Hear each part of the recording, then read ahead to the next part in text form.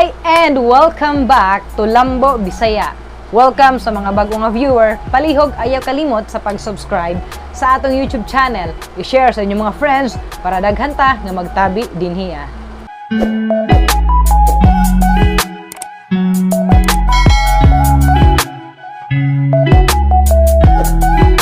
Para karon nga video, ang atong gibuhat is para na pud sa mga naay partner. Kay di atong niagi about kay crush. Sa ikaduha, about na pud sa unsaon nga makauyab ka. Unsa naman lang ang mga partneran ani, di ba? Sa itong mga naay partner din ha, para ni sa inyo. Kamo mga single nga feeling ninyo ugma o sa sunod nga adlaw makauyab na mo, pwede lang gihapon mong mutana, walay problema. Kasagaran nato karon nga kasagaran natong madungog sa mga uyaban o sa mga single o sa mga walay uyab. Makarelate mo sad ta. Kay unsaon daw ang healthy nga relationship? Eh syempre, healthy relationship magsugod na sa healthy na partner. Ang uban mo nay ginapangita kay unsa man lagi pudtuod ang atong pulos kung mag-uyab-uyab taw nya dili healthy ang atong relationship. Kasakit ra day ug kago lang ihatag sa atoa. So para makabalo ka kung unsa nga mga tao o basin karon sa imuhang partner kung healthy ba na siya na partner. Ug sa mga wala pay partner, unsa nga tao ang kinahanglan nimong i-partner para mahimong healthy ang inyong relationship. So kung niagi no naghisguta about true love, karon na po datong hisgutan ang healthy na partner. Wala man gud ta nag-ingon nga kapag ka healthy na imong partner, mao na imong true love. Karon is healthy lang na partner ang atong hisgutan, so paminaw mo pag-ayo. Number 1, mailhan daw nimo ang imong partner kung healthy siya as a partner kung kabalo siya magpaubos. Unsa daw pasabot sa kabalo magpaubos? Kanang bitawng dili siya hambugiro pag-abot sa inyong duha, kanang dili siya taas o garbo pag-abot sa inyong duha. Nya kanang pag nakita niya nga nasayop siya, kabalo siya moingon nga ay sorry, sayop na ko. Ay sorry, kabalo mag-sorry sa imuha. Na magiuban partner nga sa kataas sa ilahang pride, sa kataas sa ilahang garbo, no? Dili na sila mangayog sorry sa imo. Bisan og nakabalo sila nga nasayop sila. Bisan og nakabalo sila nga uy, sayop day ko sakto day ka. Bisan ingon ana naman lang unta, dako na nga impact sa usa ka partner. Kapag imong partner dili kabalo mangayog sorry sa imo. Sorry ha. Sorry sa pag-istorya ani, pero dili na siya healthy. Kana palang daan, kung love ka niya, kung okay siya, kabalo na siya magpaubos. Kabalo na siya mudawat nga masayop siya kay tao ra baya siya. Dili baya siya superhero, di ba? So tao ra siya. So dapat kabalo siya magpaubos. Tapos ikaduha, love pagid ka niya. So makita niya nga para walay samok, magpaubos na lang ko. Na inyong mga panag-away tapos taas na kayo inyong pagkumbate, pagkanang lalis-lalis, ang healthy na partner, dili na lang siya mo subay, dili na lang siya kanang mo patol sa imuha.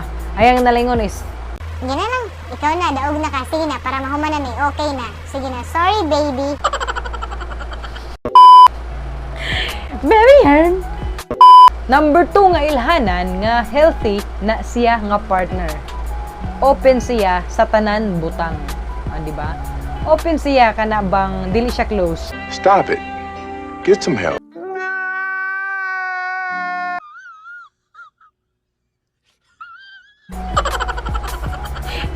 Open siya nga kanang willing siya nga ma-inform ka sa tanan niyang personal nga kuan kanang personal life.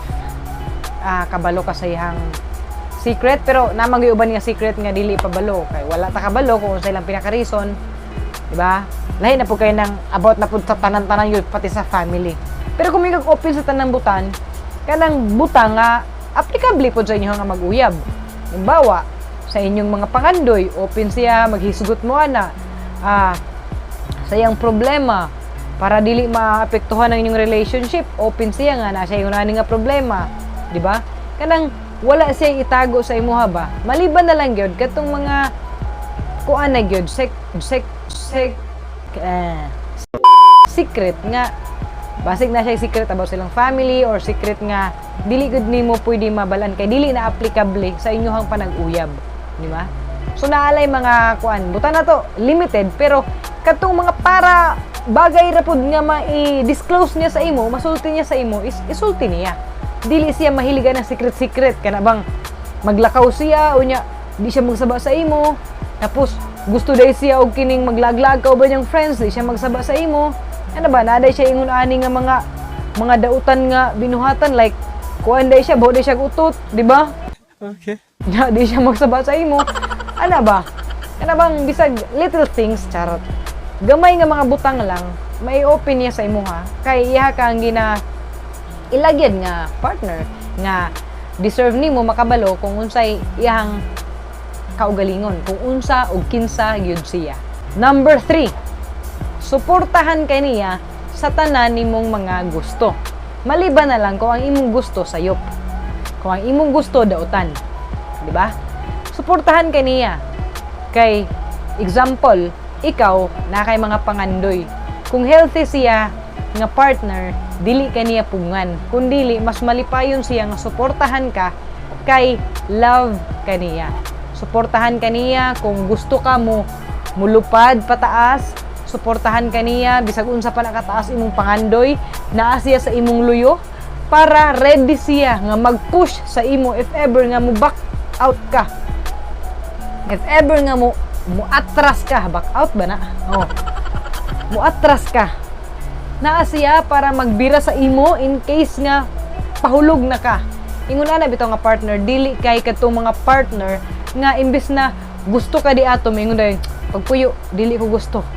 Kaya ang gihuna-huna ang ilarang mga kaugalingon, ayaw, diri ra ka sa ako dili ka pwede dito, diri ra ka sa ako dili ka pwede mag-ingon ana kay pag mag-ingon ana na ka, malayo ka sa ako pag maingon ana na ka, basig dili na ta magkakuan. Nga na bitaw, ang healthy na partner is supportive siya sa imuha sa mga butang nga ikalipay nimo. Ikaupat, pirmi siya maghuna-huna og mga butang nga ikalipay nimo. Bali, thoughtful siya ba, no? Magsige siya huna-huna kung ala, dugay na mo na wala nagkining date. So mag-invite siya sa imuha nga mag-date ta. Mananaw tag sine or mga unta sa gawas. Kana bang kabalo ka nga ang imong partner is kinahanglan po niya nga makalimot nga like hanay na trabaho, busy na mo kayo sa work, and then mingon na lang siya nga unsay gusto nimong kaunon. Oh, tana magpagkakanang manglakaw mo, imo siyang ikuan nga ay mas ganahan siya ani nga pagkaon, ay mas ganahan siya di ani, ay mas ganahan siya ani. So mao na imong i-offer sa iya ha. So kabalo ka ba nga malipay siya. So mao na nga offeran nimo siya labi na pag nakita nimo siya nga go-work hard siya na nga adlaw, tapos mo ka, uy, deserve man nimo ang cake, uy, deserve man nimo karon ang shrimp, uy, deserve man nimo karon ang kuan, uy. Ingon ana ba? So i-offer nimo sa iya ha kay kabalo ka nga diha siya malipay. Always ka maghuna-huna og ikalipay niya. Kung ana ang imuhang partner, healthy na. Ting! Ikalima, itrato ka as equal. Diba? Kaya bang partner nga wala siya naghuna-huna nga mas lamang siya sa imuha. Wala siya naghuna-huna nga ubos ka kaayo sa iyaha. Itrato gyud kaniya nga fair ba? Diba? Fair kanang pantay ra mo, patas ra mo. Kana bang gani ikaw akong equal, di ba? Ikaw akong kapareha. Ikaw ang akong uyab. Pantay ta dinhi akong unsa imong gusto. Go, kung unsa akong gusto, okay ra pod. Kana bang dili kay dapat ako ang lamang. Ako ang pang-snack 500 imo 20 ra. O di ba? Ako kay naglaag ko dire, diha ra ka maglaag. Ako ang magbuot kay lamang ko sa imo. Di ba? Kanang i-respect niya ba nga naapod ko mag-decide sila duha, dili kay ako rin mag-decide, ako yung magbuot, di ba? Kana bang pareho mo mag-decide ba? Pareho mo nga inyong sabutan nga o kana, o sige daw be, o pangayuan ta ka og kining kuan, unsa may kaistorya nimo, unsa may sa imong pagtan-aw, unsa kay maayo. Nga na bitaw always niya nga ginatrato ang iyang partner nga kanang kapareha gyud niya, pareho og timbang ba. Kumbaga sa timbangan ba, pareho ra sila timbangan. Dili kay permi siya lamang, no? So ingon ana, itrato ka niya as equal. Number 6, kapag healthy ang imong partner karon o ang imong gusto nga ma-partner, ingon ani dapat siya. Maghatag siya og bisag unsa sa imuha without expecting any dili siya may expect og bisag unsa nga ibalik nimo sa iya. Ug dili siya mo ingon nga gipalitan ba ta kag kuan? Gipalitan bitaw ta ka ani. Gikuanan bitaw ta ka ana. Walay ingon ana. Kapag ka healthy ang imong partner, palitan ka niya. Hatagan ka niya o tsagain na gali nga makapalipay sa imo, hatagan ka niya. Di siya ma-expect nga di po siya mag-demand, no? Nga palitipod ko kay ikaw ra di ay. Grabe naman pud na ikaw ra taraw niya, ako tarawani, wala. Gahulat pud ka ba nga balusan kag hatag? Kung maghatag ka, ayaw pa expect paghulat na lang kung maghatag pud siya sa imuha.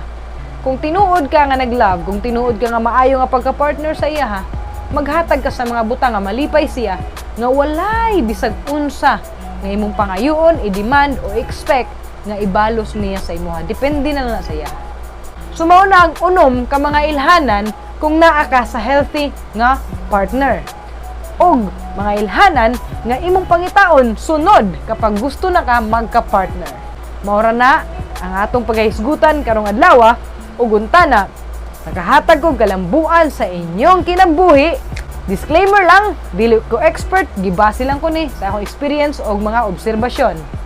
Ayaw kalimot, Bisaya, pirming hinumdumi, Lambo, Bisaya.